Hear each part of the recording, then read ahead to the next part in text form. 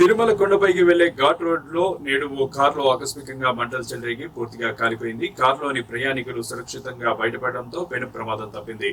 తిరుమల రెండో ఘాట్ రోడ్ లో భాషకారుల సన్నిధి వద్ద మోకాళ్ల మెట్ల సమీపంలో ప్రయాణిస్తున్న ఓ కారు ఇంజన్ లో ఒక్కసారిగా అకస్మాత్తుగా దట్టమైనటువంటి పొగలు రావడం ప్రారంభమైంది. దీన్ని గమనించిన కారులోని ప్రయాణికులు వెంటనే అప్రమత్తమై వాహనాన్ని నిలిపివేసి కిందికి దిగారు. వారు దిగిన కొద్ది క్షణాల్లోనే కారులో మంటలు పెద్దవిగా వ్యాపించి వాహనాన్ని పూర్తిగా చుట్టుముట్టాయి. చూస్తుండగానే కారు మంటల్లో దగ్ధమైంది. సమాచారం అందుకున్న తిరుమల అగ్నిమాపక సిబ్బంది హుటాహుటిన ఘటనా స్థలానికి చేరుకున్నారు. అప్పటికే కారు చాలా భాగం కాలిపోయినప్పటికీ మిగిలిన మంటలను వారు ఆపివేశారు. ఈ సంఘటన కారణంగా ఘాట్ రోడ్ లో వాహనాల రాకపోకలకు కొద్దిసేపు అంతరాయం ఏర్పడింది. పోలీసులు మరియు అగ్నిమాపక సిబ్బంది కారును పక్కకు తొలగించి ట్రాఫిక్ ను పునరుద్ధరించారు.